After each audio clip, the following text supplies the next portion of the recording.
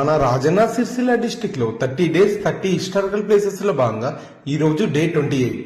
మనం ఈ రోజు సిరిసిల్ల నుంచి 15 కిలోమీటర్ల దూరంలో ఉన్నటువంటి రామాజీపేట అనే విలేజ్ కి అయితే వెళ్ళబోతున్నాం. గ్రామంలో ఉన్నటువంటి ఒక రామాలయం దగ్గరికి అయితే వెళ్ళబోతున్నాం. ఈ రామాలయం అనేది చాలా అంటే చాలా చరిత్ర కలిగినటువంటి ఆలయం. ఏ చరిత్ర విషయానికి వచ్చినట్టయితే ఈ ఆలయ స్థాపకులు రుక్మభట్ల విధుమౌరి శాస్త్రి గారికి తన కళలో ఇక్కడ ఉన్నటువంటి రాముల వారి యొక్క ప్రత్యేకత తెలిసిన తర్వాత వేరే ప్రాంతం నుంచి కొన్ని విగ్రహాలను తీసుకొచ్చి ఇక్కడ ఉన్నటువంటి రాముల వారిని అయితే అలంకరించడం జరిగింది. అలాగే అతను రచించినటువంటి తందనాన రామాయణంలో అందరికీ అర్థమయ్యే విధంగా ఉన్నటువంటి తందనాన రామాయణాన్ని ఇక్కడ ఉన్నటువంటి రాముల వారికి సమర్పించినట్టు చెప్పడం జరిగింది.